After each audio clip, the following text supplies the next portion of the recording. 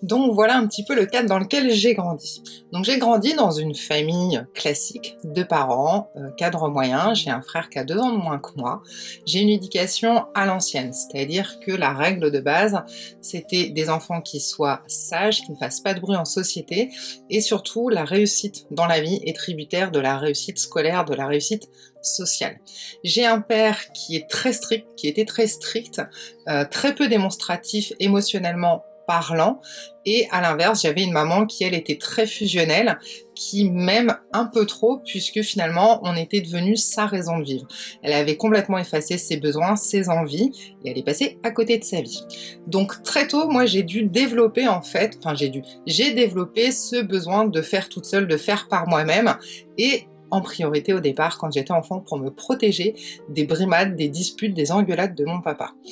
Donc j'ai fait la course au diplôme, et j'ai fait la course dans les compétitions et compagnie, ça a forgé une certaine partie de mon caractère. L'éducation, les émotions, la psychologie ont toujours été des sujets qui m'ont passionnée.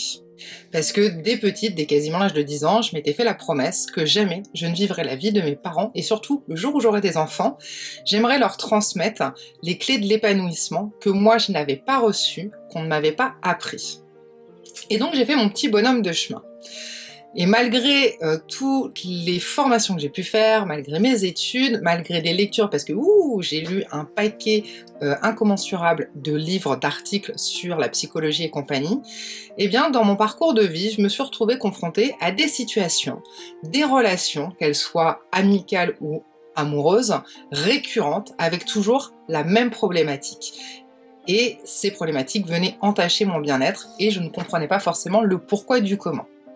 Ayant des ressources de détermination et de résilience assez prononcées, j'ai quand même continué mon bonhomme de chemin en me disant que ça irait mieux avec le temps, avec l'expérience. Et donc, au fur et à mesure de l'acquisition de mes connaissances, de mes compétences, de mon travail, je me suis forgé ma petite boîte à outils d'éducation et de développement personnel. Pourtant, toujours ces mêmes situations qui revenaient en boucle, toujours ces mêmes sensations de me dire c'est pas assez, il y a quelque chose qui va pas. Pendant 10 ans, je me suis même demandé à quel moment la roue elle allait enfin tourner, et j'ai même jusqu'à été pensée à me dire que j'étais maudite, qu'on m'avait jeté un mauvais sort. Tout ceci, eh bien, jusqu'au jour où j'ai rencontré le père de ma fille, et là où je me suis dit, ça y est, la roue elle tourne enfin.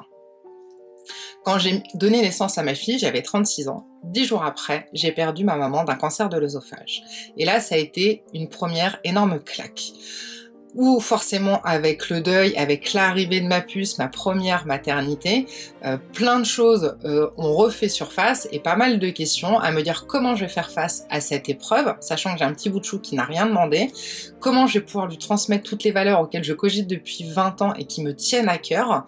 Et donc, avec ma résilience, eh bien, j'ai continué à mener ma vie, sans tenir compte de tout ce qui pouvait se passer, des petits signes qu'on m'envoyait, puisque eh bien, mon corps m'envoyait des signaux, ma fille m'envoyait des signaux que je ne voyais pas et que je ne savais pas décoder. Et donc là, pareil, je me suis retrouvée confrontée à des situations où je courais après le temps sans jamais réussir à l'attraper.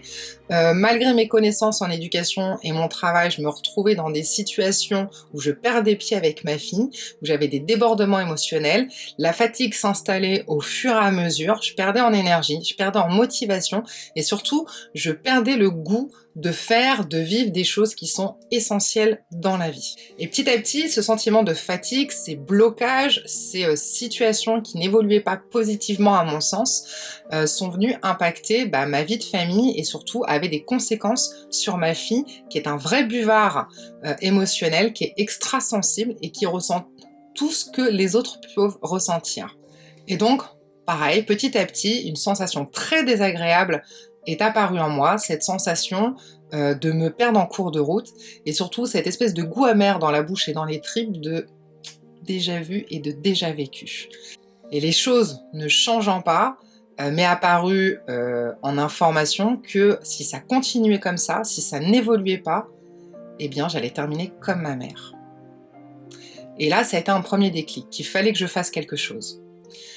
Au travers de mes formations, j'ai découvert la PNL et là, ça a été vraiment une révélation. À savoir que si je voulais que les choses, elles changent, il fallait que ça parte de moi. Puisque le principe de la PNL, c'est toujours de qu'est-ce qui est de notre propre ressort, qu'est-ce qui est de notre responsabilité, sur quelles choses on a un impact véritable et qui ne dépendent pas des autres, qui ne dépendent pas des choses, qui ne dépendent pas des situations. Et c'est là que j'ai pris conscience qu'il fallait que ça parte de moi, qu'il fallait que je fasse un travail sur moi-même si je voulais que les gens, les choses autour de moi changent. Car même si j'avais des superbes valeurs, je me rendais compte que tant que je n'incarnais pas ce que je voulais voir apparaître, que ce soit chez ma fille, dans mes relations, eh bien forcément l'univers m'envoyait en retour, en réponse, ça va pas, ça va pas, ça va pas, change, il faut qu'il y ait quelque chose qui change. Donc il fallait que j'aille chercher d'où venaient ces blocages, d'où provenaient ces autosabotages que j'avais mis en place depuis plus de 20 ans. J'ai alors entrepris un premier travail sur moi-même, en solo, bah oui, puisque mon papa, par sa façon de nous éduquer, bah c'est ce qu'il nous avait appris. On n'est jamais mieux servi que par soi-même. Et puis surtout, pour moi, aller demander de l'aide, c'était quelque chose qui était très compliqué.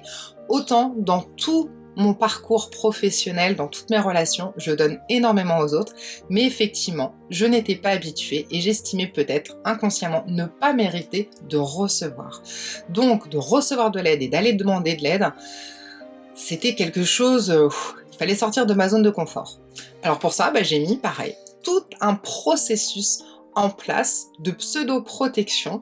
C'est les résistances qui se sont mises en place et je me suis trouvé tout un tas d'excuses pour repousser les choses. Et évidemment, comme je repoussais, qu'est-ce qui s'est passé ?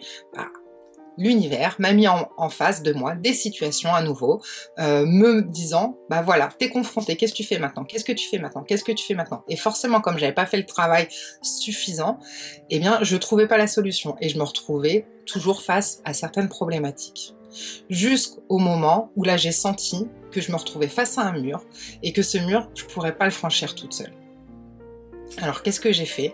Je me suis posée, j'ai pris le temps de me dire, là, ma cocotte, et l'humilité de reconnaître que malgré tout ce que tu as mis en place toute seule, malgré toutes tes lectures, tes connaissances, là, c'est hors de ta portée. Il va te falloir de l'aide, il va te falloir quelqu'un d'extérieur pour te guider, pour que tu dépasses ces dernières résistances et que tu te libères complètement. En fait, toutes ces résistances qu'on met en place, eh bien, on évite, on fuit de faire face à la situation, d'aller creuser pour mieux aller, et ça revient exactement à la même chose que quand on se blesse, qu'on a une plaie qui est infectée, qu'on met un pansement dessus, sans la désinfecter, sans la nettoyer.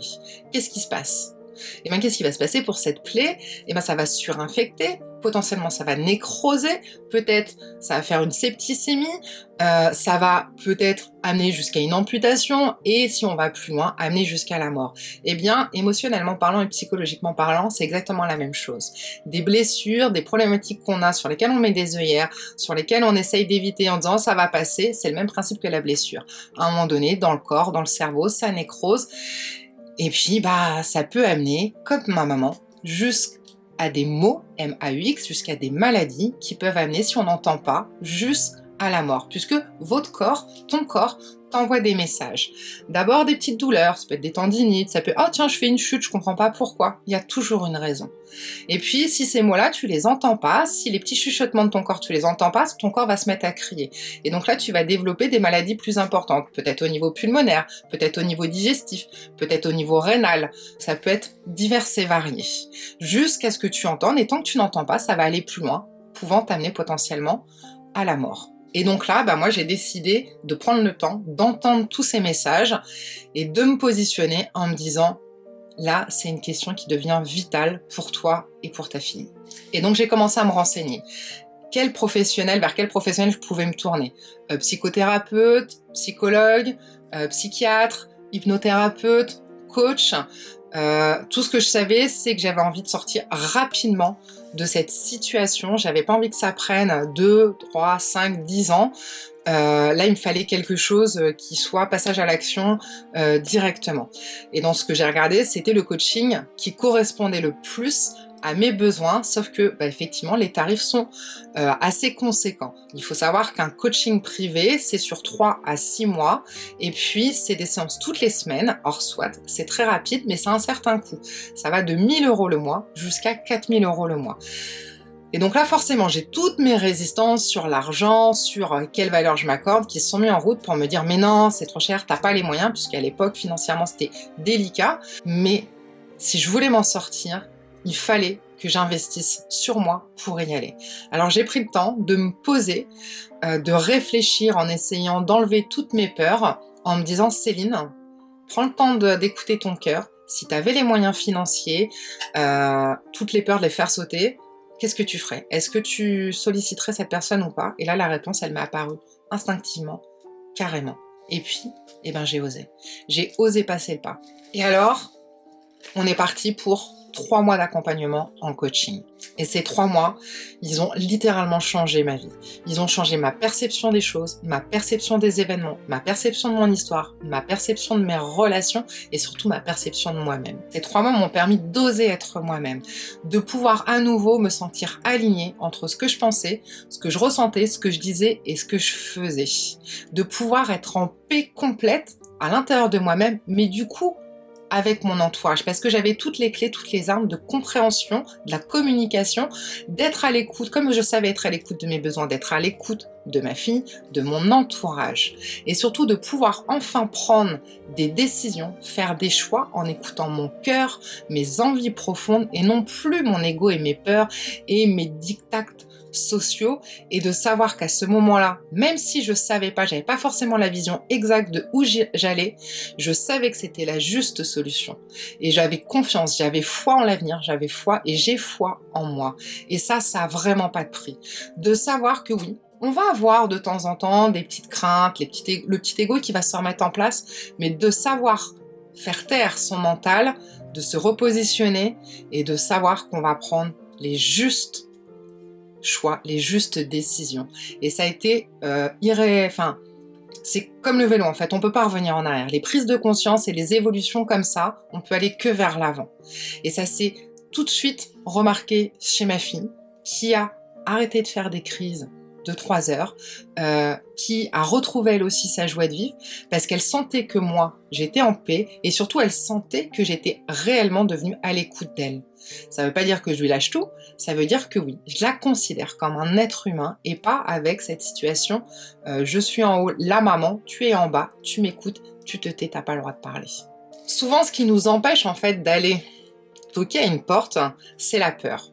La peur notamment du jugement, mais qu'est-ce que la personne elle va penser de mon histoire, la peur d'aller retomber dans le passé et puis de souffrir de nouveau, et c'est légitime, c'est normal, ça fait partie du processus. Maintenant, faut pas s'arrêter là. Parce que souvent, on a peur et on imagine le pire. Et rarement, parce qu'on nous a pas élevés à ça, on nous a pas appris à ça, on envisage le meilleur. Sauf que vraiment, c'est le meilleur qui se passe derrière. Donc oui, effectivement, pendant des séances d'accompagnement, il y a des périodes qui sont pas cool et ce serait mentir que de dire que c'est tout pompelote en permanence. Non, ça fait partie du processus et c'est même le processus qui est obligatoire pour pouvoir se libérer. C'est un peu comme quand vous déménagez ou vous emménagez dans une vieille maison. Avant de pouvoir poser vos meubles et de vous sentir chez vous, qu'est-ce qui se passe? Eh bien, vous enlevez tous les vieux meubles, vous dépoussiérez, vous nettoyez, vous désinfectez, vous colmatez les fissures, et une fois qu'en fait la place est faite et que tout est propre, là vous pouvez ramener vos propres meubles, vous poser et vous dire ah, je suis chez moi. Le kiff d'être chez moi, quoi. Et ben, c'est exactement le même processus quand on fait un travail sur soi. C'est qu'il faut faire de la place pour pouvoir avancer, pour pouvoir mettre en place de nouvelles choses. Et pour ça, ça passe par un nettoyage, par un colmatage des fissures. Et donc, oui, il faut retourner un petit peu dans le passé pour aller comprendre et creuser. Mais c'est pas y rester. Parce que vraiment, le coaching, c'est trouver des solutions pour avancer sur comment aller mieux, sur comment retrouver sa sérénité et se foutre enfin royalement la paix. Et en PNL, un des principes, des concepts même de la PNL, c'est la modélisation. Ça veut dire quoi? Ça veut dire que s'il y a une personne dans l'univers qui a réussi à faire quelque chose dont tu as envie, tu en es capable aussi. Et donc là, je vais te dire, si moi j'ai réussi à mettre mon ego de côté, à avoir l'humilité d'aller toquer à la porte pour pouvoir aller mieux, si moi j'ai réussi à passer de la zone d'ombre à la lumière, tu en es capable aussi. Après, j'ai conscience, effectivement, qu'on n'est pas toutes au même niveau de notre chemin de vie, qu'on n'est pas toutes prêtes à les nettoyer, que forcément l'ego va se mettre en branle et que pour certaines, la porte, elle va s'ouvrir tout de suite et direct, on va y aller. Pour d'autres, comme moi, il y a des résistances qui vont se mettre en place. J'ai aussi conscience que les frais d'un coaching privé strict et pur sont pas forcément à la portée de tout le monde, et tout le monde n'est pas encore capable d'avoir le déclic de se dire « je m'accorde cette valeur », parce que j'ai besoin, c'est le prix de ma sérénité. Parce que moi, je me suis posé cette question-là aussi, de me dire, ok, aujourd'hui, tu n'as peut-être pas les moyens. Par contre, c'est quoi le prix que tu vas payer si tu fais rien? Si ça change pas, qu'est-ce qui va se passer avec ta fille? Comment ça va se passer? Toi, ton bien-être, au niveau de ta santé, jusqu'où tu vas aller? Ça coûte combien un cancer? Ça coûte combien des maladies? Ça coûte combien la dépression? Ça coûte combien de se prendre la tête avec sa fille? Ou avec son environnement, ou de pas se sentir en paix? Donc après, c'est une question de choix, c'est une question effectivement d'évaluation et de passer le pas.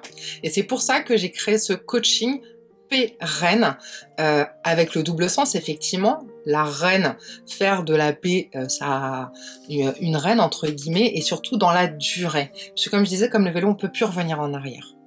C'est-à-dire qu'après, vous allez avoir les clés, vous allez avoir les outils pour toujours savoir faire face à une situation, pour toujours transformer, aller chercher le positif, le constructif, quel est l'enseignement tiré de n'importe quelle situation.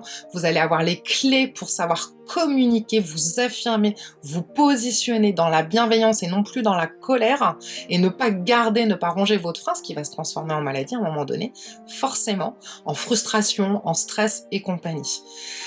Donc moi, ça n'avait pas de prix. Parce que une de mes valeurs phares, c'est la sérénité, c'est l'harmonie.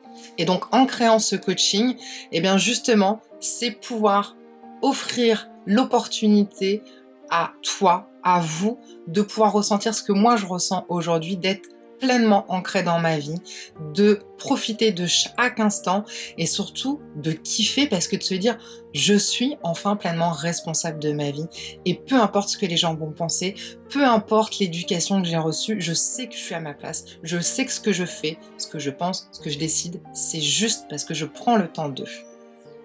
Donc après, si ce travail, aujourd'hui, t'es pas prête à le faire, je l'entends aussi.